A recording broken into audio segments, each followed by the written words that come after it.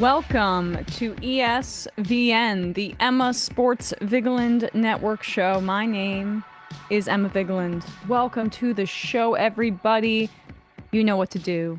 Put on push notifications, subscribe, youtube.com/ESVN show so you can catch the show live. Rate us 5 stars on Apple, on Spotify, all that good stuff, like the stream. So we get that engagement up if you are watching live. And hey, participate in the chat. You can also IM us at with the Majority Report app, and we will be taking calls later in the program, so you can call in. The number is 646-257-3920. Hello, Bradley Alsop. Hello. Hello. Good afternoon, everybody. Wow, another Monday. Yes, it is. 10.7 thousand subscribers. I can't believe it. I really can't. You sound sarcastic. No, I can't believe it. Okay. I can't. Well, I can and I can't. I appreciate the support, everybody. Thank you. Especially as we head into the NFL season, which is when we really get into it. I would say that that's definitely the sport that I have the deepest knowledge base of, and so same. Yeah, we're in the bit of the doldrums now, but since I'm such a sicko, I mean I watched so many of the preseason. the women's World Cup action is stuff where I'm like, okay, that's like standard, like you know, in like appointment like sports viewing, but then there's also like I'm watching like, you know, like you said, I'm watching weird preseason matchups, right. FIBA World Cup basketball.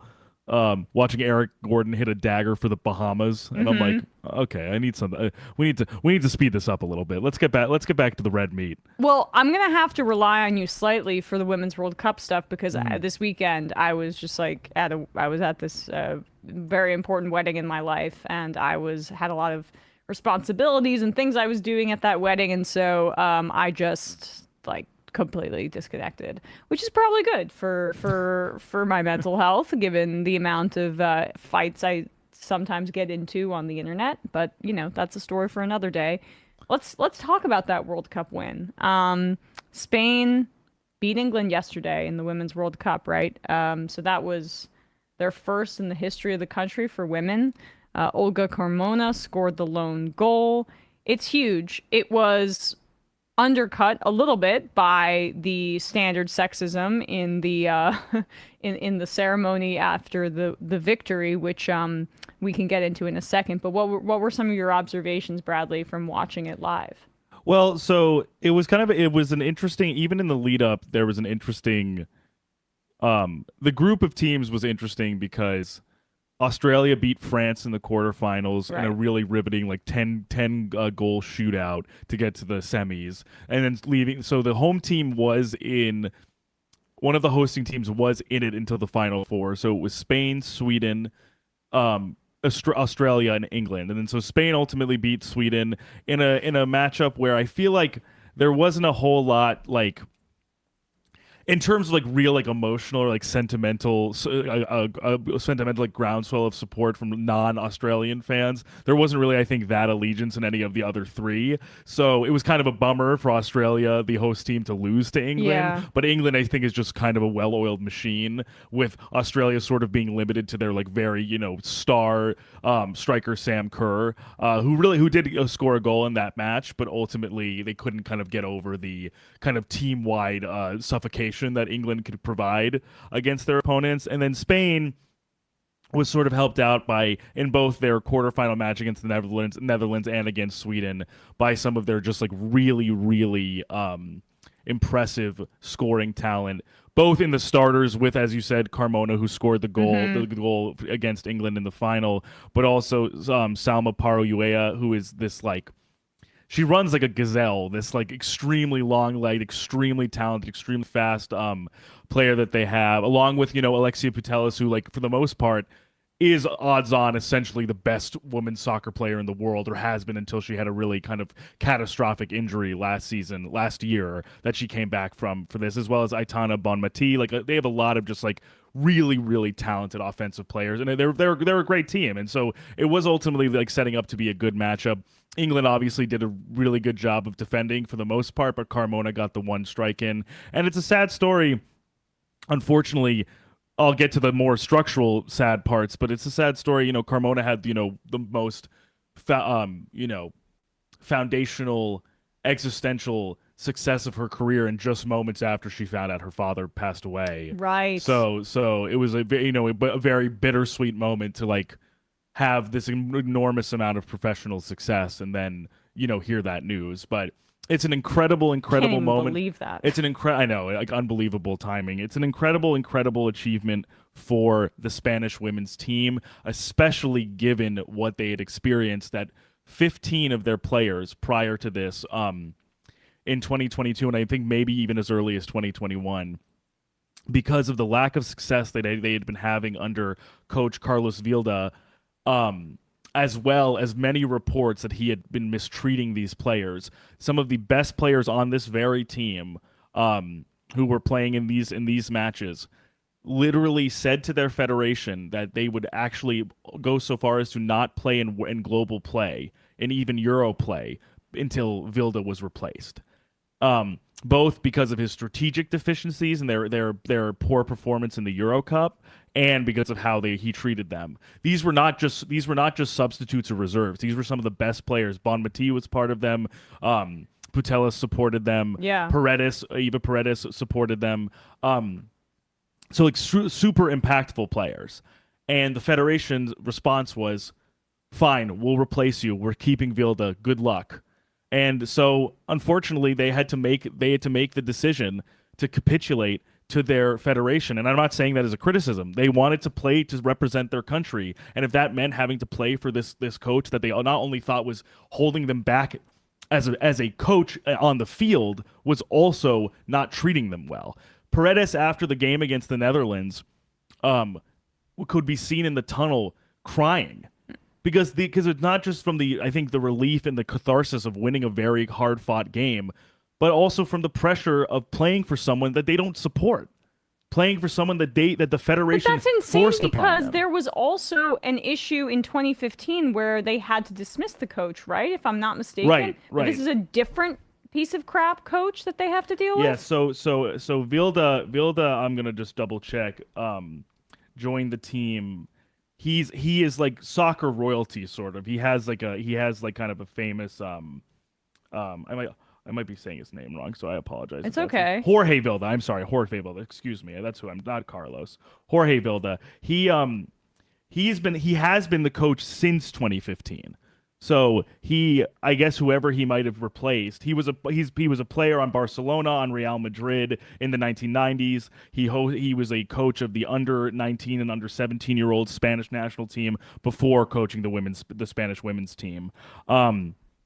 So he was been in power for 8 years. Was primarily.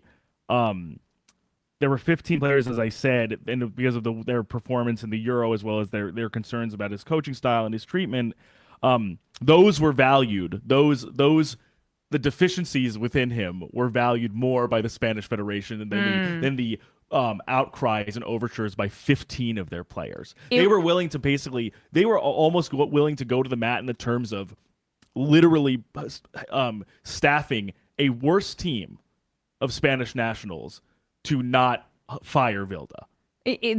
So apparently it was a guy named Ignacio Quereda. Okay, so sorry for butchering that. He was the coach since 1988, and basically the players on the team at that point, it was a 27-year tenure. He was the Times write-up says infamous for dismissing the players as chavalitas or immature girls. So he was incredibly sexist and was dismissed in 2015, and then replaced by a guy that also was despised by his players. That's not progress. And I mean, there's a lot of bittersweetness here, and this underlying of not just the horrible tragedy that happened to the lone scorer, Olga Carmona, with her father dying, but this undercurrent of continued sexism, which includes the fact that the current coach was not well liked by the players, that the past coach had to be ousted for the extreme sexism, and then this. Let's pull up this clip, though. Oh, and just to clarify what I was saying before, someone said this on the YouTube chat. Angel Vilda, Jorge's father, is the head of the women's department of the Spanish Federation for football. So not only is he entrenched within the federation just institutionally, his literal own father has his back within the structures of the institution as well. That is deeply like gross. I mean, so it really strikes at the heart of so much institutional rot in global women's soccer, as well as just women, as we've seen in the United States and we've seen all over the world. But it's kind of emblematic that a group of great Spanish players who were actively fighting for their team and for the sanctity and solidity of their team over their coach and their federation won, and the bittersweet part of it obviously is having to share this glory with that coach and that federation. And then look at what happened when they were receiving their medals at the ceremony. I mean, this is just a visual representation of everything that we've been speaking about here. This is you'll see in the right corner of the screen. And there's some explanation here by this news outlet, but Jennifer Hermoso, who is a forward, is just kissed on the lips by Luis Riobales, who I guess I'm not exactly sure. He's the president of the Soccer Federation, which is insane. So here we go. There was controversy in the aftermath of Spain's World Cup victory last night, with the country's football federation president appearing to grab one of the players and kiss her on the lips while she was on stage collecting her medal. During a live stream, once back in the dressing rooms, Jenny Hermoso said she didn't like it, before later saying it was a gesture of affection. The president defended his actions, calling anyone criticising him idiots. Seems like a great guy. Seems like a great guy. And Rubiales, the Federation president, RFEF president, is also a close ally. Obviously, they work together of Angel Vilda, the father of Jorge Vilda. Great. So there's just an old boys club. Yeah, there's just this extreme entrenchment of the leadership structure in Spanish football and Spanish women's football. And I would also say, I would have to imagine Hermoso might have changed her tune out of concern, because clearly this is a retaliatory body towards its own players. The entire power structure is based in this the seemingly these personal friendships with a bunch of gross guys and familial ties. So to say that on an Instagram live in the celebration, she even maybe had, and I obviously have no idea of the inner workings of her mind, but like there's a potential that she thought twice about it, thinking, oh, I might lose my position on this team if I'm critical of the federation president, who is close allies with the women's department head, who is the father of my coach, who I don't have a good relationship with potentially. Maybe I should kind of walk that back. Yeah. I mean, this is the chilling effect of this kind of stuff. And I'm sure, too, just from her own career achievement perspective, she wanted to celebrate the fact that they just won the World Cup without having to answer for someone else's sexism. And I think that's ultimately Rubiales did issue some sort of apology, but at the same time, that doesn't his instinct was to call the people criticizing him for literally, in many instances, that is considered sexual assault. Yes. Forcibly kissing someone without their consent, and his instinct was to be like, people who are criticizing me for doing that, to also de facto my employee on camera after they've won a championship, his reaction was to say that they were stupid for criticizing him for doing it. The fact that he felt that he could do that, given the context that we just talked about earlier, the fact that the longtime coach for 27 years had to be ousted in 2015 basically for treating his female players with incredible sexism and dismissal, and the fact that there was basically almost a revolt over this current coach, who is the son of a higher up in the institution there in Spain. Like, what do you think happens behind closed doors? Right. And this happens all over. In this type of struggle between the women's national teams and their federation, it's all over. Like I was even saying this on the Majority Report earlier. Like one of the members of the Zambian national team in Africa not being able to play in African Cup or AFCON play because of high testosterone levels. She was allowed to in the World Cup, but they didn't allow. Zambia's own federation did not allow her to play, even though she is like a cis woman. Absolutely. Yeah. And seeing this, we saw this in the United States, obviously, with the fight for equal pay, which many members of that team had to fight tooth and nail to get equal pay to the men's team, despite being much more successful than the men's team in global play. And in Canada, there was almost going to be some sort of strike action against playing in the She Believes Cup of last year. That was kind of devoted on their website, sort of like lifting up women. Sounds like She by Sheree. Right, That's a Bravo reference. Sorry. Because the federation in Canada, all the way down to the youth soccer initiatives in Canada, were so unbelievably poorly run that many Canadian players were like, we don't want to play. And the federation forced them to, or they wouldn't pay them. They had to play in protest this international tournament hosted in Canada, where every team, basically, United States players included, Japanese players, wore shirts in support of the Canadian women. So there's a real solidarity amongst the players, and the federations are very, very adamant about expressing that they don't give a shit about their players when push comes to shove. This is just another example of what we talk about here on the show, is that players are workers too, in that same way. And they are, especially in this kind of situation where there's this incredible amount of misogyny and sexism embedded in all of this.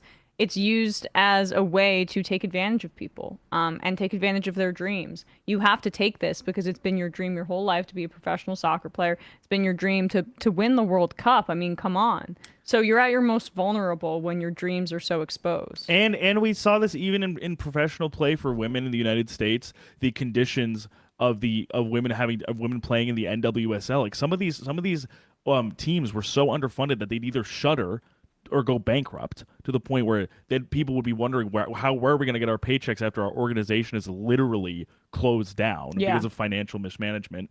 And also as a result of the lack of institutional funding or support, a la the NBA or the NFL or even the MLS relative to the NWSL, the conditions for housing, for travel, for food, for nutrition, for training staff are so much worse than other sports, even on the men's side, but also even relative to even maybe some other women's sports or women's organizations. Like, I would even think it's not the same, I would say, but I would even think relative to the WNBA, which has a little bit more institutional support, because the NBA funds it. The NBA would maybe almost, with how much they focus on it, you would think they wouldn't even want to highlight that. But the NBA at least does offer some funding to the WNBA. Yes, it does. Well, it's also an investment opportunity for them, and it's paying dividends. It actually is gaining in popularity. Absolutely. The WNBA. So it's gaining in popularity. It's becoming it's becoming a dynamic league where people are watching for stars, watching for breakout players, and that comes, as you were just saying, Emma, that comes with investment. Yeah. And so when it's very clear when you don't see it. Like, it's very clear when you're seeing not only a lack of investment, but that with a lack of investment with intention. Yeah. And then that bears itself out, and it's a miracle that the women's team, despite lack of investment, I mean, in the U.S. maybe it's a little bit better than other countries, but that they were able to be so successful because that's what bears fruit. It's not, the value of these sports are not static. It's about how much are you going to invest to make the product better, and men's sports get that kind of investment because of basic assumptions about what people want to consume. Look at how Marvel movies get funded versus, what women want for in general. I'm going to be real. Like that is a bias by a lot of capitalists. Let's make something for white men. in many different industries, in many different facets of society. Yep, exactly. Let's turn to this another story we want to keep up on. Michael Oher here. Since we first covered the story of Michael Oher taking legal action against the Tuohy family for allegedly tricking him into a conservatorship when he had just turned 18.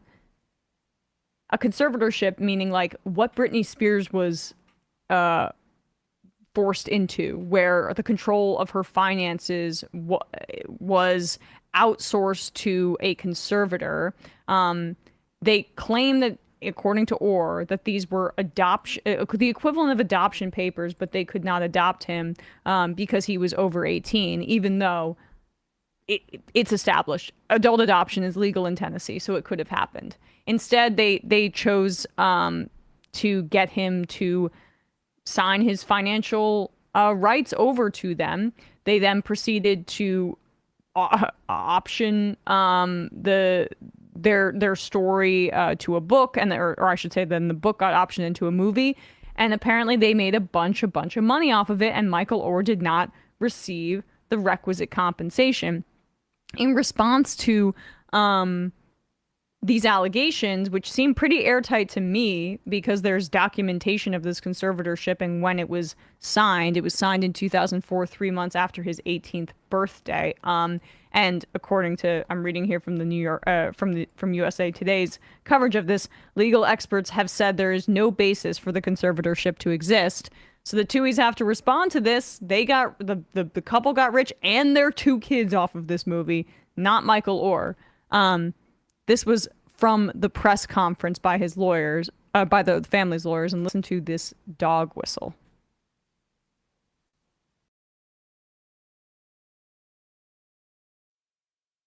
What has the relationship been like between Michael and the Tuohys in more recent years? Have they been in close contact? Has he still been, quote unquote, part of the family, or have they been a little more estranged? No, he's been estranged since then, probably for the last 10 years or so, and becoming more and more vocal and more threatening. Oh, threatening. The big black guy's threatening to the family that sold his story to essentially make themselves richer, and also funneled him into their alma mater, which where they were boosters. I mean, and they preyed on his desire for a family. That's what's so gross about it too, by saying that this was essentially the equivalent of an adoption. But it was just so they could financially exploit him. This is him telling his story, I guess, on a different show before, Uwe and Bradley. I just wanted to quickly play his own words. He went on the show to speak about his decision to take legal action on this front and some of his frustrations with how he was portrayed in The Blindside, which was, again, a white savior story that centered Sandra Bullock in basically a fictional capacity now that we know about it. And I mean, there were some obvious silly scenes in it too that some of our viewers pointed out, including her teaching this high school senior who was a football standout how to block with salt and pepper shakers, as if this white lady would be able to teach him that. But anyway, this is Michael speaking about what what he struggled with in relationship to his portrayal. And you just said you feel like you've been mislabeled sometimes, misunderstood. And I think, at least from what I've read in the book, a lot of that stems from how you were portrayed in the movie The Blindside, and that people might have the wrong idea of your personality, number one, that you were this kind of shy wallflower, that you were timid and you had to be kind of like drawn out of your shell, when in reality, you were a workaholic, you were hyper organized, and you were like, damn it, I'm making something of myself no matter what it takes after a rough background. Is that the big one that you feel you were mislabeled as? I think it took away the hard work and the dedication that I created from a child, and going to school in the 3rd grade, getting myself up. First one in the locker room, last one out. And I think the biggest for me is, being portrayed, not being able to read or write. 2nd grade, I was doing plays in front of the school. And I think that's one of the, when you go into a locker room and your teammates don't think you can learn a playbook, that weighs heavy on someone, and you have to understand. I understand that the movie has given me a position. I'm honored to have the position it's given me, but, you have to understand, Yeah, before I moved in with the family, I was an All-American. That's what I want the generations behind me to see in this book right here, to understand that you don't have to have someone save you and rescue you to go out and be successful. You got every tool in you. And this book right here is a playbook on life. You know, looking yourself in the mirror when I was 11, 12-year-old kid, telling myself, hey, everyone around you is even in an even worse situation that you're in. So you're going to have to get up and do this thing yourself. I mean, apparently, the Tuohy family says that they will file to end the conservatorship, which, how benevolent of them for this man who is now in his late 30s and has a family. But that shows to me that they probably were like, how long are we getting away with this? And it really is disgusting that he was portrayed and seemingly had no real agency over the way that the movie portrayed him. And that movie made $300 million and is well known in cross football lines where people, if they, oh, that's the Blindside guy. Oh man, you know, he couldn't read when he was 18 years old. That's how it was, the movie portrayed it. And just given just the energy from the film and now what we know now about the Tuohy family, it was a racist portrayal, full stop. And it's incredible how, honestly, Hollywood falls for this crap seemingly every time. See Green Book winning Best Picture a few years ago. This is the same old story over and over again. And also, there's two things that I think might be looked at to potentially almost I think unfortunately when someone comes out with something like this with kind of serious allegations of a long-standing both cultural and cultural touchstone of the last 10 15 years, like the Blindside, for example, there are going to be kind of speculations, especially from the Tuohys. The Tuohys don't want to be associated with this bad press about the movie where they're really seen as the heroes, where they, if this was supposedly based off of their real life. Yeah. I think some people will say, oh, this is coinciding with him writing, this is coinciding with him releasing a new book, or the Tuohys may have not had as much to do with the creation or the adaptation of the Blindside, the book by Michael Lewis, because there was a creative team doing that. I think two things to respond to those potential, I'm certain that some people might make these critiques or might have these second guesses or doubts now that the Tuohy family and their attorneys have spoken out. In his book from 2011, Oher already had acknowledged the conservatorship and how he did not think that it was anything different than being adopted. Yeah. It's not as if this was new information that he didn't know that he was part of a conservatorship agreement. He did. He didn't know what the particulars of that agreement were. And two, I think this maybe would have been potentially easier for Michael Oher to not have to go file a motion in probate court against the people who ostensibly raised him. I don't think this is necessarily going to be a easy chapter in his life to litigate all of this while he is supposed to also be trying to promote his book and also talk about his life in a ostensibly positive way. I don't think this is going to make anything. I don't think this is something where it's this type of, maybe what my people might say is grabbing publicity or other, is going to be something he really wants to be doing. It doesn't seem that way from the way he talks about it. Well, he feels he seems like a humble guy, and football players don't like to speak about themselves in these kinds of terms. Even football players, no matter what race they are more conservative. That's just basically how it trends, based on geographic location, based on the mentality that is drilled into people's heads about being a good soldier. It's almost militaristic and less individualized than, say, the NBA, which is more progressive in that way. And so it's not in the nature of a football player to speak out like this. 100%, not at all. And to the point about the movie, where it's maybe the Tuohys didn't have a whole lot of influence because, there was obviously a director attached to it. Michael Lewis wrote the book. It was adapted from the book.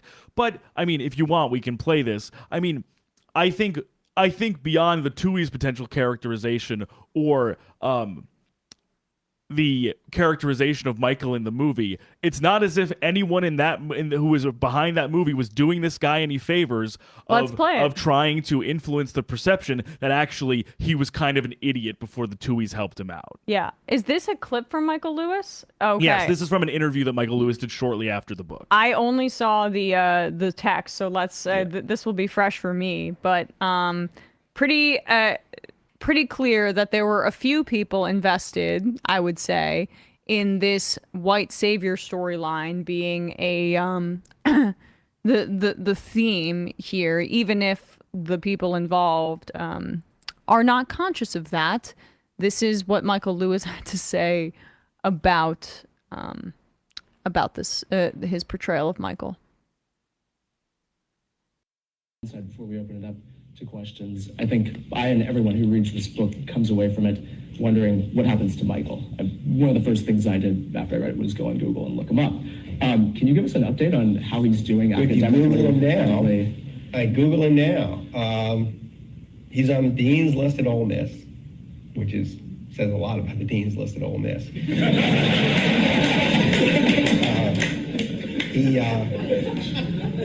But you know what? In fairness to Michael, Bear Bryant had that funny line. The former coach of Alabama Crimson Tide once said to a reporter, "We want to have a school that makes the football team proud, or that the football team can be proud of." A lot of these schools sort of have inverted their purpose in life. That there are schools like Ole Miss, but Ole Miss is not even the best example, that seem to exist mainly so that they can sustain a football team. And they then take these kids, many of whom are from the underclass, poor black kids from ghettos around America, and let them into the school, get them in however they can get them in, and then they create a track for them inside the school. And the track is not designed for them to get an education or even to actually engage with the school outside of the football team in any way. It's designed to keep their grade point average to the level where they can continue to play football. And if you watch the serious football schools, Florida State's probably the best, on TV, they're always selling you the idea, of course, the NCAA, they're always showing you that this is actually a school behind this football team. And so they show you pictures of the school on TV, and sometimes they'll flash up the players, they'll even list what their majors are. They shouldn't do this because it's too much of a clue. But if they do, when they do this, and it's criminal justice or sociology, or sometimes it makes you shudder, journalism. Each school has its major for the football team. They're all, for Virginia Tech, they're all sociology majors. In Florida State, they're all criminal justice majors. They found the track, and it's one program. At Ole Miss, it is indeed criminal justice. And all the poor black football players are majoring in criminal justice. And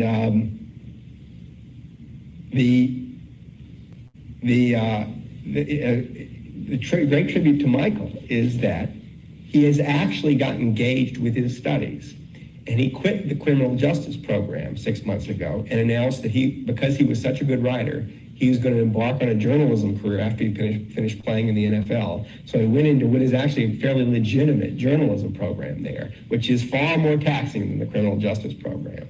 So he's actually taking courses alongside ordinary students, which is more than can be said for most of the football players. As a player, there are a few clips that I've seen in the last year, and obviously for my job, I watch a lot of content, a lot of clips. Nothing has made me really more palpably angry than watching this rich piece of shit talk about a subject that he made money off of, that he is getting royalties checks for from his book and his movie off the back of the story of this poor kid getting taken in by a white family, and making a joke at his expense that he's actually just a big dumbass, and all of the which wasn't even true, because he didn't even take the time and care as a journalist to really get to know Michael. He just took the white family's word for then to make it. a the larger, white racist Southern Fox News appearing family. Then to make the larger point that this ghettoized underclass of football players have no interest in actually getting an education in lieu of just playing football, to this disgusting audience of harpy laughter off of his every punchline It's about so the person pretentious. he made money off. It is something that should. I want every single person who ever bought Flash Boys or Liar's Poker or The Big Short or The Blindside Moneyball. or This is one of the Moneyball most to watch this famous video authors in America. and say, "This is that guy. Yep. This is that guy." Yeah. I mean, man. He should never live this down after this. Yeah. It is disgusting. 100%. And honestly, he's written about sports before, and he has such contempt, truly, for the players involved here. It's jarring to see someone speak about just broad swaths of human beings with like this kind of condescension about their desire to use whatever skills they could to in his situation. If they're all ghettoized as he describes it, I mean, man, the language is just rough. Yeah, they're skilled at something, and they want to go to an elite university and capitalize on their talents. And there is nothing to look down upon in human expression when it's done through athletics. It is just as mentally taxing and as important as any kind of artistry. It is a form of human expression done through physicality, but that also requires immense mental toughness and football IQ and memorization and connection, the mind-body connection, reflexes. There is nothing dumb and I mean, brutish about athleticism. In fact, it is a form of intelligence. That's how I would argue it should be portrayed. And yet it's spoken about by, you know, this, let's be real, coastal elitist, probably, author, as if it is some sort of like, they're just basically animals and they happen to go to a university, and as if like they don't have their own dreams. But Michael, well, to his credit, pat on the head, this illiterate young boy, he's trying so hard, and he's really, to his credit, he's engaging in the academia, even though we now know that the portrayal of his lack of intelligence beforehand was a complete lie. He said he was doing plays when he was in second and third grade. It's just made up. So that was the racism that Michael Lewis was working backwards from. After a few minutes before, he literally made a joke about shuddering to think that some like black poor athletes major in journalism at their schools. That Michael actually went to a reputable journalism program at Ole Miss.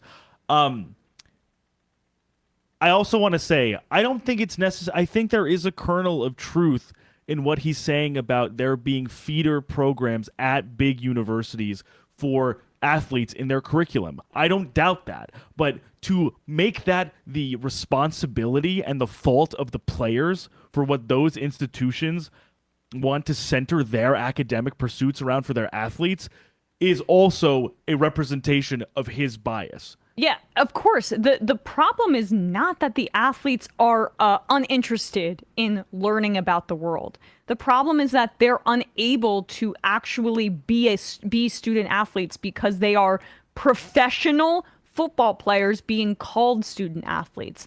That's why they don't have the time or the energy that they can allocate to certain academic programs. It's not for lack of want, honestly. I mean, that might be the case in some ways, but the reason it's not, they don't want to engage in Ole Miss's freaking, curriculum is because they came to college as workers. They are working on behalf of the university, bringing in a ton of value and not getting compensated for it. And they have to do like fig leaf education in order to remain in pursuit of their dreams of becoming a professional, even though they're already acting in a semi-professional capacity. I knew some of my friends, or just some people from high school, who went to play like, I don't know, like lacrosse or like field hockey or something like that, squash, something like that, at Division 3 levels. And it was, and I know that for them, it was like a full-time job, let alone a Division 1 football player, a Division 1 basketball player or baseball player or hockey player who have to travel all over the country to compete, while also balancing their studies and balancing all of their homework and their exams and their papers, while also, as you're saying, being de facto in an incubator to become professional athletes. And needing to continue to be a part of this exploitative system for that dream to be achieved. The white rich kid lacrosse player who goes and plays D1. I mean, I went to school with plenty of them. Right. Who goes to play. I mean, they're not pursuing lacrosse professionally. They're playing because they want to play. They're playing because they want to play. Very few of them are going to like become major league lacrosse players. It's just not happening. Well, yeah, but for football, for basketball in these programs, this is the only basketball's getting better with, thank God, the G League and stuff and some of the overseas stuff. But there isn't any semi-pro alternatives really for the NFL to actually by design. Right, to actually, in the sense of to actually like you.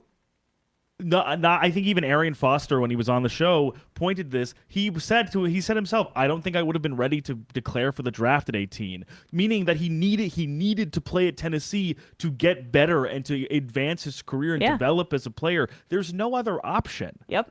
And the NFL is complicit. The NFL's complicit in this because they have a handshake deal with these college programs that says, 3 years you have to play. You have to play. It's indentured servitude if you want to achieve your dreams, and if you blow out your knee in that time, well, tough shit. And then you'll have your degree, as Michael Lewis and other white people sneer that it's really a meaningless degree. Man, I'm never going to take this guy seriously ever again. No, I agree. I think for me, obviously, as I said last week when we were discussing this, because obviously these proceedings have to play out in probate court or whatever, I slapped a big allegedly on everything. There's nothing alleged about this. No, that's racism. There was a concerted effort in the mythologizing of this story to make Michael Oher look like an idiot. Yeah. To make him look stupid and to make him look unprepared for his life. Yep. That has nothing to do with what Oher is alleging about the conservatorship. They tarnished his reputation. They did. We'll see, obviously, about the charges when they come out and as this continues. But this stuff happened. Michael Lewis was making these comments to a crowd eating out of the palm of his hand in public about the subject of his book that he made a killing on, a Oscar-winning, optioned it for a movie, an Oscar-winning movie out of, to say this guy. It's a discrediting of the Ole Miss Dean's List that this idiot that I made money off of made it. You're righteous, and you're right. Miss, I apologize for my makes me so angry. No, I totally get it. I mean, this fucking striped shirt. Yeah, I could shave this guy's head. It really is a bad shirt too. Get a stylist. Yeah, with all of your education, did you not even learn how to dress yourself, Michael Lewis? Yeah, I hate you, Michael Lewis.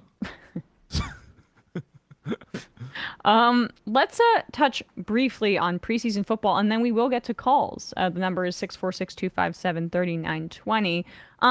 Just wanted to do a little bit of stock up, stock down after 2 weeks of preseason football. I have some positives that I'm excited about and some concerns. Let's start with the positives here because I am very excited about this Giants offense. Man, does it look interesting. If Darren Waller can stay healthy, he had 3 catches for 30 yards on one series before he was taken out. Daniel Jones led on that series the Giants to a 75-yard touchdown drive through a touchdown pass, and he went 8 for 9. And it just looked like a well-oiled machine, especially when they put Jalen Hyatt in the game with the second team, and Tyrod Taylor threw a pretty awesome pass to Jalen Hyatt in the end zone, a deep ball. Hyatt's going to be able to come in on limited snaps and stretch the field. But if Waller can stay healthy and the Giants have improved their training staff under Brian Daboll, and they've had much better success with soft tissue injuries, which was some of the stuff that that Waller has dealt with in the past, pass. I mean, he's a number one pass catching option. I think he's being undervalued. Let's be real in fantasy. I'm saying that quietly, just because I still have some drafts coming up. Fair. But I'm very. Whoever's in Emma's leagues, stop listening. Right? Turn the show off. I think the Giants. I'm putting it out there. I think they're going to be They're definitely going to be a top half of the league offense this year. I'm putting that out there. I really just think that they're going to. Daniel Jones looks confident. Daboll knows how to. I mean, he's the quarterback whisperer. He knows how to scheme guys open. And I think that the Giants, they're not the most talented team, but if Saquon and Daniel Jones and Darren Waller can stay healthy, that is a threesome that can make some noise. And Jones with his legs, he ran also on that opening drive. I would not be shocked if he is a very suitable starting fantasy quarterback going later in drafts. I know this isn't all about fantasy, but I think people are undervaluing the Giants offense and what they're going to bring to the table. And by the same token, we'll get to the Bills later, but they're missing Brian Daboll deeply on that side of the ball. Well, I think that's what it speaks to this, that I think Kafka should give credit to we as can well. look, I think, a little bit. It's hard to always use the prior season as predictive because of how fickle things are in a 17-game sample size in the NFL. But I think some certain things I think are predictive when, especially on offense, when the offensive output from a team is much, and not only that, the team's success is far greater than the sum of its parts. And when those parts advance a little bit, or the quality increases, and what I mean by that is that, Darren Waller comes in so that Daniel Bellinger and Isaiah Hodgins aren't the only two kind of high-powered targets, for example. Although Paris Campbell's looking pretty good, and he's not, Darius Slayton, right. Wandale's. I mean, they have a ton of smaller guys. Hodgins, though, Bellinger to have a bigger and Waller body and to have bigger guys. those tight ends out there if they want to go into 12 personnel, those types of things. The reason I say that for them is because obviously without Waller and without a few of these other guys that you mentioned who were not fully healthy throughout the entire year as well, now sort of back at fuller strength, the Giants surprised many people with how well they were playing consistently in the regular season and won a playoff game against the hottest team in the league, who was winning one-score games, one after the other, after the other, after the other. So I'm thinking with the combination of a little bit of a higher quality and offensive skill talent, the people who I trust implicitly until they give me a reason to otherwise in Brian Daboll and Mike Kafka on offense, and also with a tried and true, extremely experienced, extremely creative defensive coordinator still remaining in Wink Martindale as well, I trust the people who are the brain trust behind this team to get the most out of these guys. That's what Daboll does. I'm shooting my shot right now. Eagles winning the division, Giants coming in second. Ahead of the Cowboys. I'm saying it now. Wow. Well, I think the big thing with that is I don't trust Mike McCarthy to run an offense. That's our thing. Why would I trust Mike? He wasted years of Aaron Rodgers' career by being terrible at it. It really has nothing to do, I think, in terms of I think the Cowboys defense is going to be fantastic. Totally. I think I like the personnel that the Cowboys have on offense. I have no idea what it's going to look like with Mike McCarthy having sole control over the offense. The Cowboys on paper are definitely more talented than the Giants, but the coaching staff, I don't even think 100%. I trust Daboll and Kafka already, given what they did with who they had, more than McCarthy. And didn't he hire Schottenheimer? Yes, Brian Schottenheimer. Yeah, he's a consultant. Yeah. So great. Well, the Schottenheimer offense. I must have tripped into a time machine and gone back to 2009. I didn't realize that Brian Schottenheimer was still coaching. The other stock up I want to say is Jordan Love. I will say I placed a $20 bet on the Packers winning the division because they were, I think, at the time of me doing that, they were maybe fourth behind or third, either way, behind the Vikings and the Lions. I think the Lions are talented on offense, but their defense is bad. The the Packers still have some studs on the defensive side of the ball. They have Jair Alexander. They have Quay Walker, who I know needs to step up a little bit, but they have some of those Georgia guys. They got the other Georgia defensive tackle later in the draft. Devontae Wyatt, yeah. Yep. Who I'm excited about. But Jordan Love in particular was throwing darts. And he's had some misses, but they all look good. The quality of the ball looks good. And then when he has touch, he had this gorgeous pass to Romeo Doubs down the sideline. I don't know if you saw that. And he had a perfectly placed ball to Jaden Reed for a touchdown. And that play in particular. Against the Patriots. And that play in particular I thought was really, really encouraging because as one of my favorite NFL follows, Nate Tice over at The Athletic, he does a lot of like tape breakdown stuff. What he pointed out is Love not only obviously great pass in between two defenders for Reed, great catch by Reed as well, which is also making me excited for even yet another young pass catcher that the Packers have.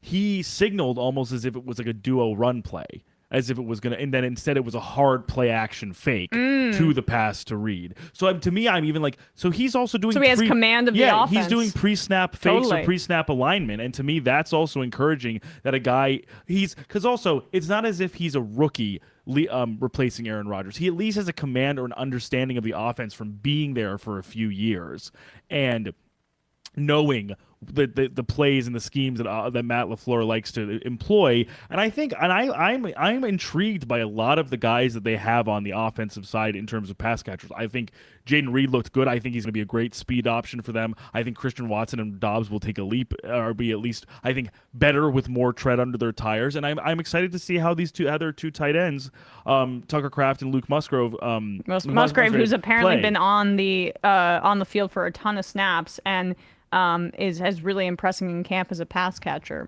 We didn't even mention Musgrave yet. So yeah, I think I'm excited. The fact that I would have thought it would have been kind of striking gold in the second or third round for a team to get one of Musgrave and Kraft, and the fact that they have both, it'll be exciting to see what they can do with heavier personnel, with both of those guys as options on the field.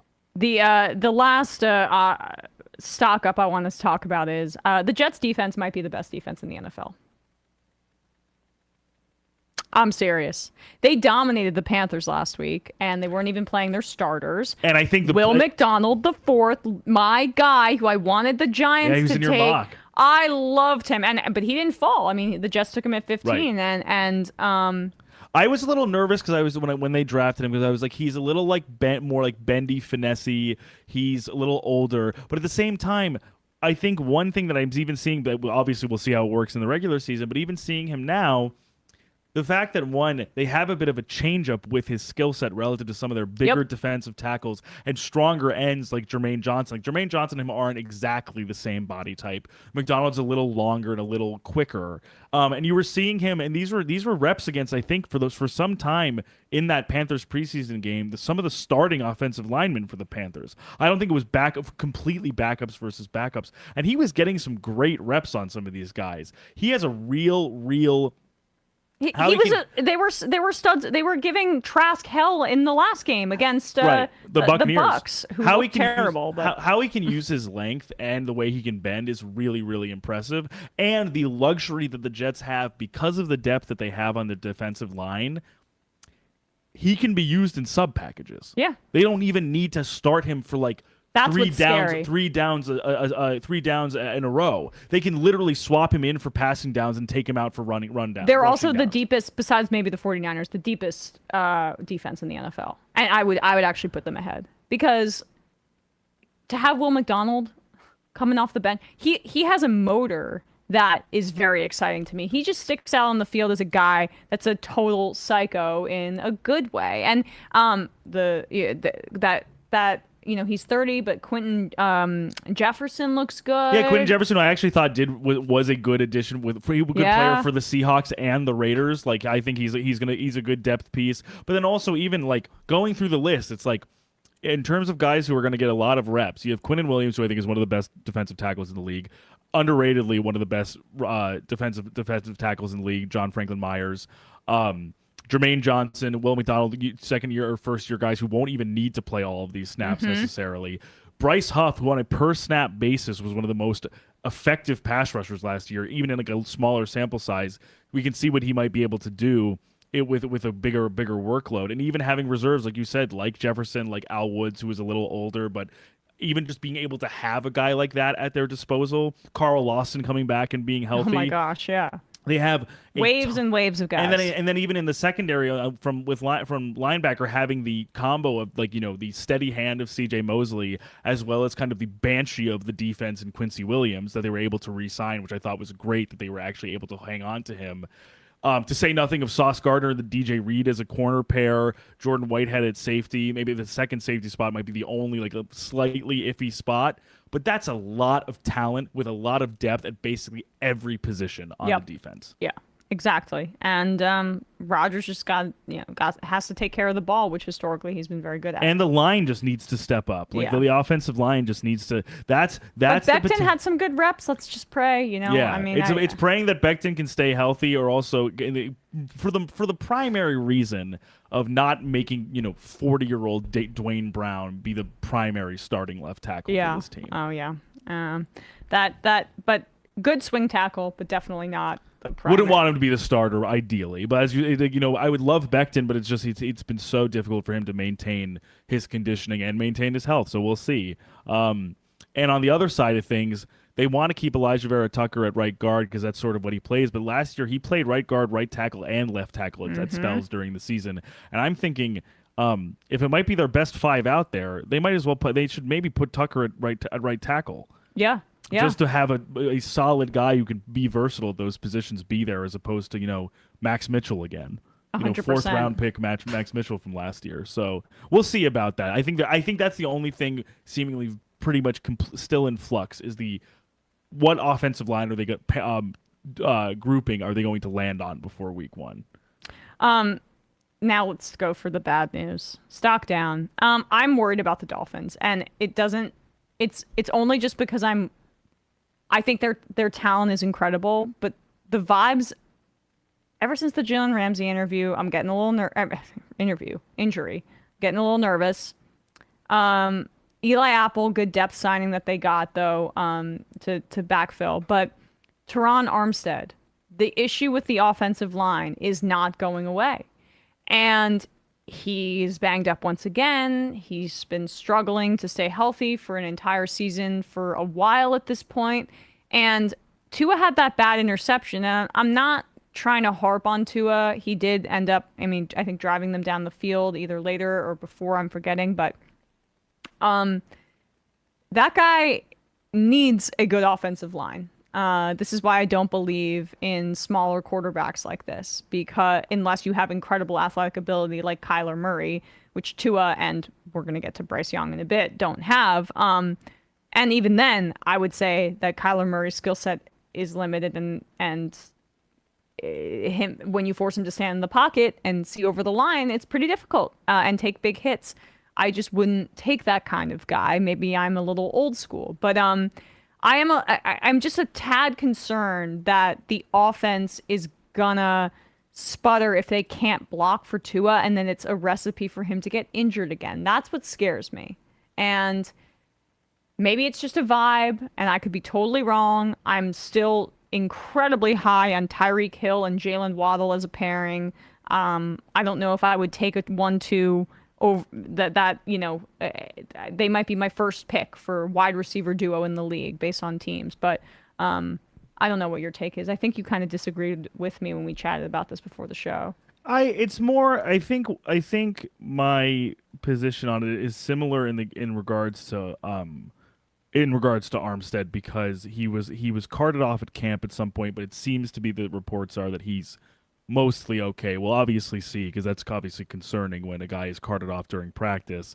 And Armstead, unfortunately, he's a little older now, but literally from his time on the Saints and on the Dolphins, he's been one of the best left tackles in the league, with the heavy caveat of whether he can stay on the field. Yeah. He has really not been able to, I think, put a full 16, 17, even 14 game season together since his first year in the league. Mm-hmm. And so it's concerning because there's been a lot of turnover in the coaching area in the offensive line for the Dolphins, leading to a lot of turnover the people kind of expounding the gameplay for guys who are trying to develop, guys like Liam Eichenberg and Austin Jackson on the line, who have not really come into their own, kind of because of that shakeup. Now they're on. I think, but I got to check this, but I think that this is like the first year that the offensive line coach hasn't been replaced. So there's a little bit more continuity there. But aside from Armstead being healthy, there isn't a lot of guaranteed quality play. And Tua, his success relies on his quick decision making, and when plays extend longer, or potentially a rush gets home, is when things prove difficult for him. And so I think if that is a persistent problem all season, that's going to be a really big challenge, despite all the enormous amounts of skill position talent that they have on the team. And so if they can hold up, I'm still pretty confident, because I think what Tua is best at is just literally being able to like snap the ball and make a decision like 2 seconds to get the ball to, yak monsters in Tyreek Hill, Jalen Waddle, and now even having Braxton Berrios as a third release valve speed option. But if that gets complicated a lot, I'm not only worried about his ability to withstand that from a game perspective, I'm obviously also worried about his health. This is a guy who's had 3 concussions in the last 12 months. That's what I'm concerned about more than anything. And to that point, Bryce Young, it just doesn't look right. No, not yet. I don't know if it ever will. I was always nervous because I was nervous even going into the first draft overall pick because of his. It's a similar thing I feel with Bryce Young, is that this was a guy who is, while seemingly extremely proficient and extremely well versed between the ears, like a very smart player, extremely skilled in terms of like processing stuff, seeing the field even despite his size, and has obviously some, real athleticism. But I'm concerned about a guy who is that much of a size outlier, withstanding the ins and outs of a 17 game season. Jermaine Johnson, when the Jets played the Panthers, got some pretty tough licks on that guy, and that was preseason. Like, I would be nervous about some of these defensive ends getting home on him. 100%. I don't say yada yada to you about your point. I know what you mean, but I'm annoyed at like the pros are those pros that are sort of more are less about what he can fully do with the ball in his hands. It's more about what he can see and what he can. We're not playing chess. We're playing football, and being big and being able to take hits is a skill in the NFL. And I actually 100%. And being able to, 1, see over the line, and 2, take hits, and being a strong guy that can push off defenders potentially. I mean, how many amazing runs do we see from Josh Allen or even Mahomes where they're able to shed a defender because of their size and their strength? And I mean, Josh Allen is 6'5". Yeah. Trevor Lawrence and Justin Herbert are 6'6". I mean, Daniel Jones is 6'5", is another example whose size and strength get underrated. And when I used to say I would take Daniel Jones over Tua, I'd get that people would make fun of me, but I would definitely do so. And I think that I would take him over Bryce Young too. It just, he's taking these 2-step drops and then standing with his flat feet and making a read or 2, going through his 1 or 2. And when he has to create plays and go out of structure, it doesn't look right. And when they were trying to do a bootleg and he's like looking downfield and trying to make a decision, he's not even fast. And that's the thing that would bother me the most. If I were to take an undersized quarterback, which I wouldn't do most likely, I would want him to be an incredible athlete. Yep. And he's just not. And he seems like a great guy, and the kind of person in your locker room that you want to have. He seems like a genuine, like almost. I mean, by the way that people I think talk about him, both in Alabama and out, he seems to have similar like qualities to somebody like Jalen Hurts in terms of like the intangibles, like being a leader, being a good presence in the locker room, as you're saying, but which I think can definitely go far, but it's hard not to be concerned seeing the backup front 7 get home on some of the starters on that offensive line. An offensive line that I was actually pretty confident in looking towards the season healthy. Now that, Taylor Moton, Bradley Bozeman, Austin Corbett, like Ike Ekwonu, who I think can have a really like step up this year in his second year. I'm bullish on this offensive line, but they looked out of sorts against the Jets' backup front seven guys. Yep. So I mean, Kayvon Thibodeau got home super quickly, turnstile on Ike Ekwonu on Friday. So like So I think with that in mind, if that's potentially the protection he's receiving, I'm nervous about his durability. Yeah, and again, it's just the leadership stuff is so overblown because you know what people really follow is when you're good. That's how you get the locker room to believe in you. And it's not just one. Like you have, like I think leadership and buy-in are wedded with also the success on the field. Yes. And I worry about the buy-in. And my final stock down, and it kills me to say this because I root for them, but the Bills do not look like the Bills of the past. And that offense scares me, and the defense got chewed up both preseason games. Anthony Richardson, yes, I know they had an interception on him. There was a miscommunication on there. He looked really good against the Bills. And then the Steelers just tore them up. Yeah. And then so much so, as you said, Emma, before the show, that Richardson even was already announced as week 1 starter over Gardner Minshew. Well, I mean, just to go back as well to Bryce Young, in terms of eye test, Anthony Richardson, number 1, then Stroud. And it's hard to say with Stroud because his supporting cast is a huge step below. He's throwing to Robert Woods and Nico Collins. It's not. But I even thought some of the improved. But even some of the reps I saw, I was actually pretty. I think he was making some throws in the way where I was like, oh, those are some throws that I remember from Ohio State games where I was like, that's why. Yeah. He has some of that vision and some of that creativity, side to side. Where I'm like, oh, I see it. And his mechanics and the way that the ball pops out of his hand, it's beautiful. I mean, it's classic he's a really, quarterback stuff. I think he has arm talent. Not necessarily, not entirely in the sense of deep ball, but I mean he seems to have real feel, which I like to see. And I think there's good power on the ball too. Right, for sure. But just to get back to the Bills, the offense they still can't run the ball. How is it this many years that Josh Allen going to lead this team in rushing again? This is way too much to put on him, and it's just becoming a little bit more clear to me that Dable was a huge part of their success on offense. No question. And is Ken Dorsey up to the challenge? And is Sean McDermott losing the locker room on defense? Because this is a really important year for him. I think he gets fired for sure if they don't make the playoffs.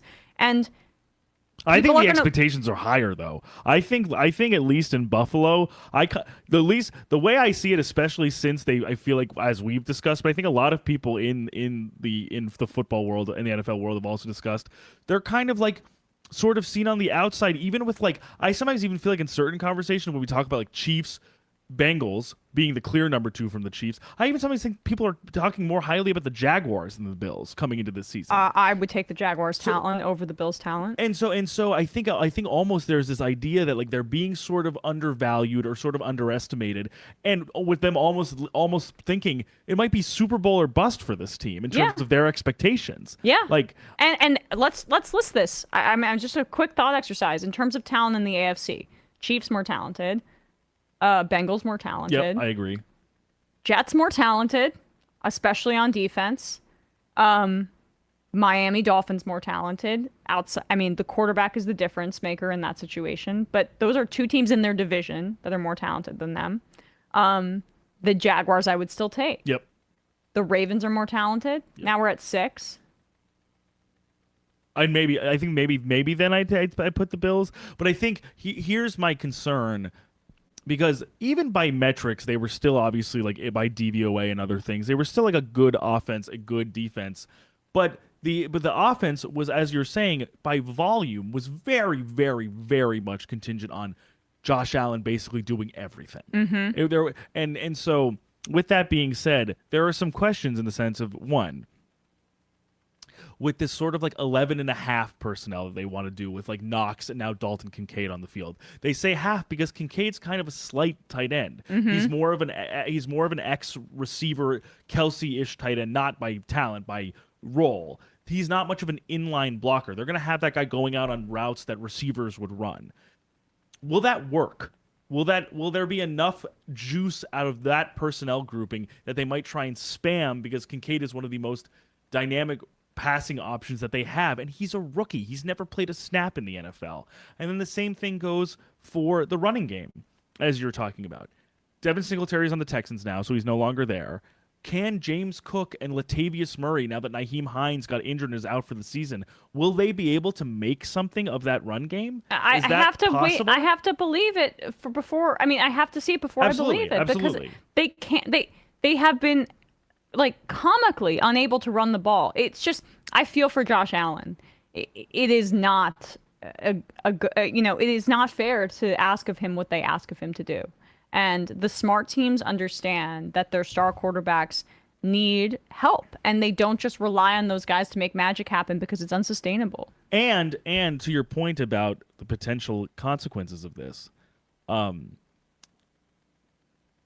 of the beat writers at The Athletic, I think his name is Joe Piscavia, he's a Buffalo Bills writer, he was saying, now it's Ken Dorsey, it remains as offensive coordinator. Leslie Frazier's gone. Sean McDermott is calling plays on defense. At this point, if the expectations aren't met, there aren't a lot of people to blame. There aren't a lot of fingers to point. It's Dorsey and McDermott. There's no defensive coordinator to blame. McDermott is calling the plays on defense. Yep. So if they disappoint, if they're they have their leaders back in Micah Hyde and Jordan Poyer at safety, but those guys are getting up there in age.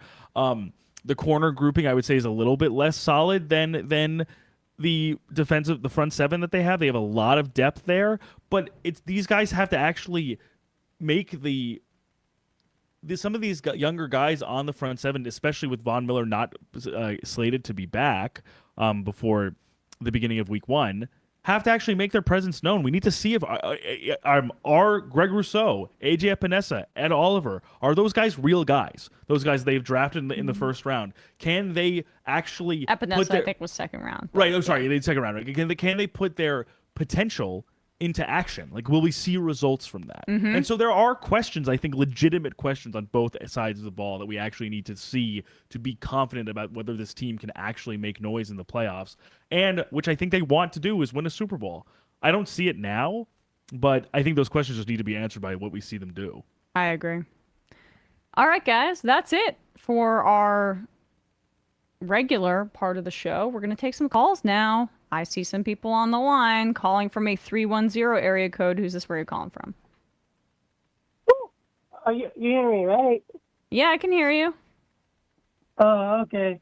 I tried to tell you, I was trying to tell you some news that was going on in the combat sports world a couple weeks ago, but you didn't have calls that day. So who's this? Where are you calling from? Oh, it's Michael from LA. The wrestler guy, talked about UFC. Cool. Yeah. Some pretty. Go ahead. Yeah. So basically, at UFC 291, there was this altercation where Wonderboy Thompson was scheduled to fight Michel Pereira, and Pereira missed weight. And the thing is that Wonderboy essentially he didn't want to fight because Michel violated the contract. It was for welterweight, and it was revealed that the UFC didn't pay him what he was initially promised to him in his contract. And what makes this really unfair is that, well, Stephen Thompson is older. He's 40. It's pretty well known that he's a little bit past his prime now. And in general, it kind of speaks to how the UFC treats its older athletes. Older fighters are cast aside. They're very much cast aside. If the UFC don't like you, it's pretty well known that they're going to give you like a super young, like killer, just that often that finishes people. So you're going to take a ton of damage in the process. It's really it's frankly quite disgusting. One example being Frankie Edgar. Frankie Edgar was the best lightweight in the world, like back in the early 2010s. And he later became the number one featherweight contender, one division down. But for the past, 3 years, he's been way out of his prime. And they just kept feeding him, some of the most, hard-hitting guys in his division. It was really rough to see. So, well, thanks for the heads up, and I appreciate the call, Michael. Thank you. Yeah, no problem. Have a good one. Bye. Have a good one. Thanks, Michael. Thank you. Calling from a 909 area code. Who's this? Where are you calling from? Hey, Emma. This is Benny from SoCal. I called last year about the surprising season my Seahawks had. Oh, yeah. In light of exactly. So I wanted to call in real quick and make maybe a few quick points about why I think my Seahawks should be considered a dark horse favorite for the NFC, actually. I agree with you. Continue. Okay. Look, can I just So make my case really quickly, Benny, and see if you agree? Go ahead. They might be the third most talented roster in the NFC, behind the Eagles and behind the 49ers. Oh, yeah. That was my first point, actually. We've had 2 successful drafts in a row, and the rest of the NFC looks there's a lot of unknown quantities in the NFC right now. So, we could take advantage of this weak situation right here. Mm-hmm. I agree with you. I'm not a believer in the Rams. I know that McVay is going to coach them hard, but they just have it's Cooper Kupp and Tyler Higbee, and that's it on the passing on the other side of the ball. And then on defense, that besides Aaron Donald, who is still great but not getting any younger, what are their options back there? They sold their soul for the Super Bowl, and there's no way that I think they're going to be able to rebuild this team anytime soon. So, right. And the Cardinals are the worst team in the NFL on paper. So in terms of that division, oh my goodness, I know. That's 4 easier games for both the 49ers and the Seahawks. Yeah, and I'm super bullish on the offense in a lot of ways because I really like a lot of the pieces when it comes to hoping that Geno can maintain that exemplary level of play that we've seen from him, which we hadn't really seen in the past. But I think Abe Lucas and Charles Cross are only going to take a leap at their positions on the offensive line. I love the duality of Zach Charbonnet and Kenneth Walker. They have very different running styles, and Charbonnet is a great blocker. So I like that. I like that in the backfield. I think the versatility of Metcalf, JSN, Jackson Smith and Jigba, and Tyler Lockett, as well as the tight ends. Disley, I think, is still there, and I think Henderson is that his name? I think that there's both, or Hutchinson are both still there. Hutchinson, yes. I really like everything that they have on offense, and I think I trust Shane Waldron as the offensive coordinator there to be creative with now the tools that they have. I'm only just concerned, not even about the secondary, because I'm excited about Witherspoon. Yep. I think Tariq Woolen is just only going to get better in his second year with more reps. I think Kobe Bryant is great on the secondary. It's just really the pass rush. That's the only thing that I'm even. But I like Derek Hall, their second-round pick out of Auburn too. And signing Draymond Jones. I would add to that Boye Mafe scored a couple big sacks against the Cowboys in the preseason game on Saturday. So totally. I think there's pieces there, but it remains to be seen. I will say that the defense has to be better than last year's. I would hope. Excuse me. My second point is that I think that the Niners are a little weaker than we give them credit for. Shanahan's offense is a system that I feel deprioritizes the quarterback in that you have this really dynamic run game and receivers that make huge gains after the catch, but the quarterback is often a system quarterback or a game manager. And in situations like in the NFC title game against the Eagles, when you need that quarterback to step up and make the play, well, they just choke. And I think that's the biggest. We saw this in the Super Bowl against the Chiefs too. That Jimmy G couldn't step up, and that's the big weakness in his game plan, basically. Well, I think to be honest with you, it's his fatal flaw as a head coach. And I mean, I think he runs a lot of the show alongside John Lynch, but he is a little too arrogant in the perception of his coaching, which his coaching is phenomenal. His game planning. It's all phenomenal. But the problem is that he wants the guy that's going to be the robot for him.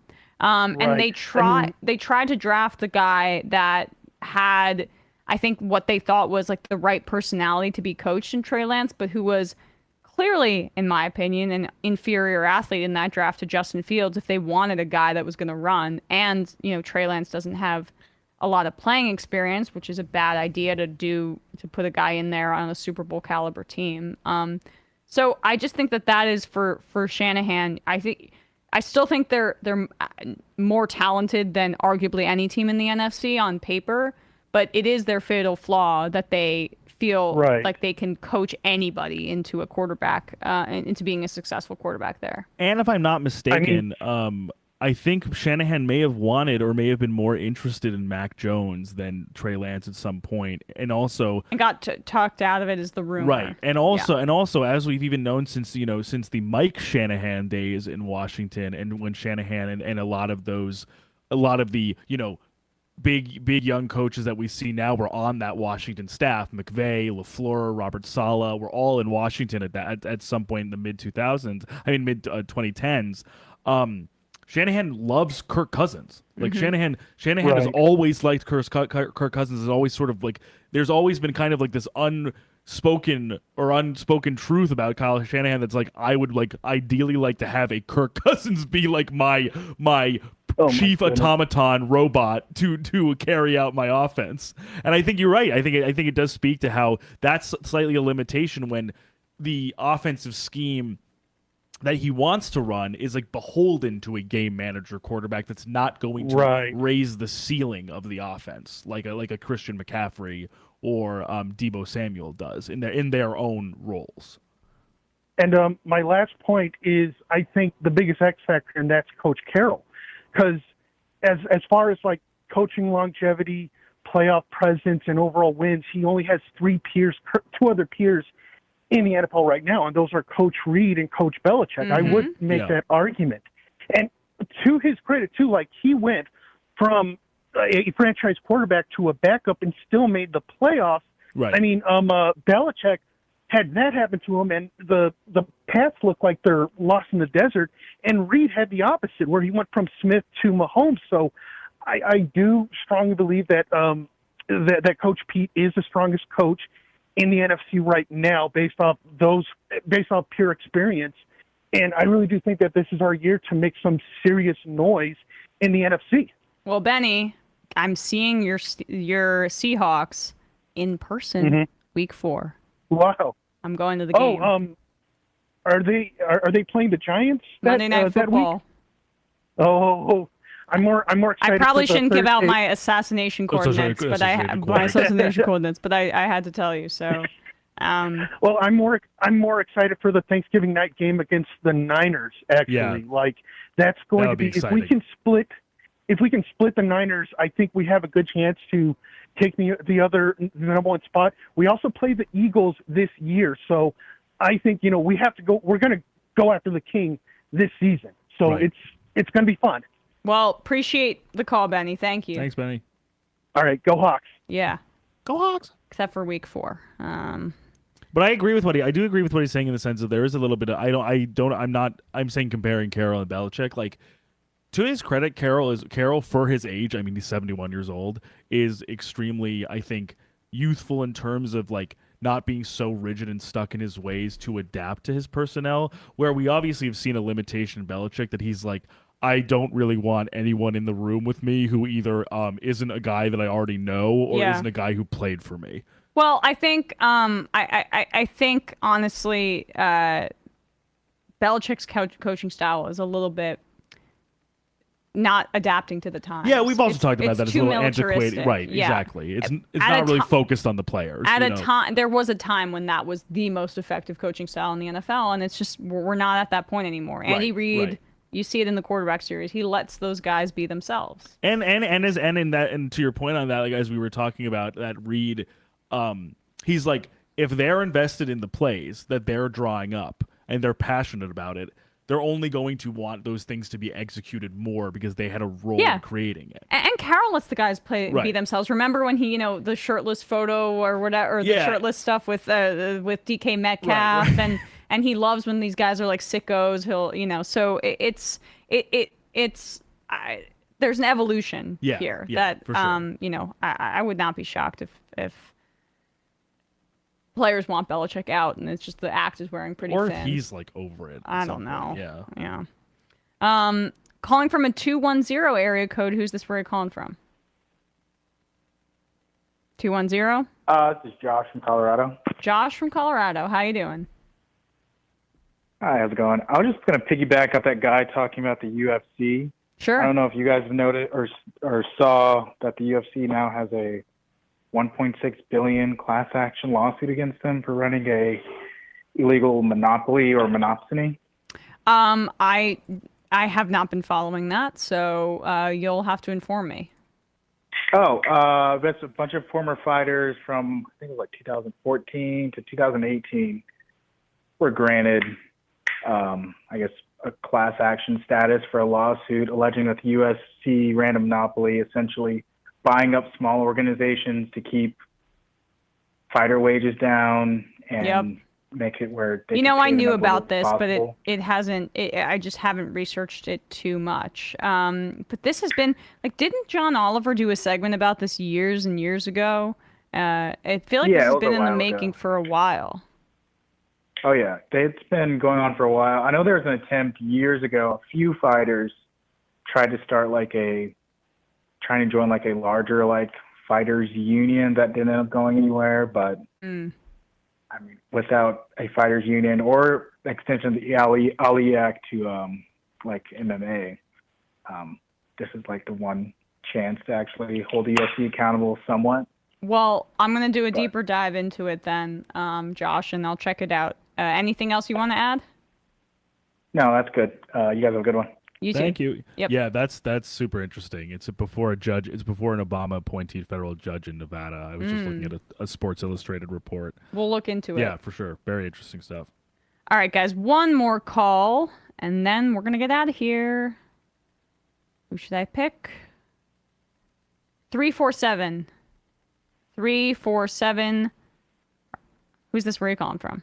Oh, they hung up. Okay, then we have another opportunity here. Calling from a 937. Who's this? Where are you calling from? It says Drew from Ohio. Drew from Ohio. What's on your mind? Hi. I was listening earlier, and I don't think you guys talked about it, but that Inter Miami shootout was sick.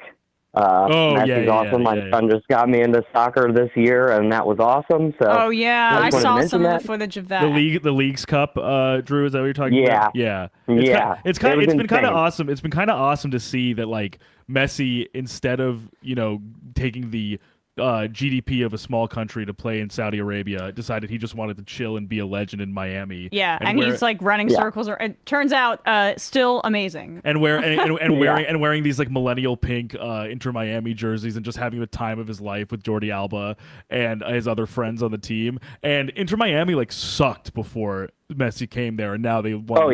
And now they won the Leagues Cup in a shootout. So what did you think about the game otherwise?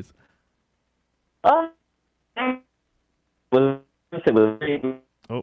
you were cutting out. But I'm sorry, can you hear me now? Yep, but we're good.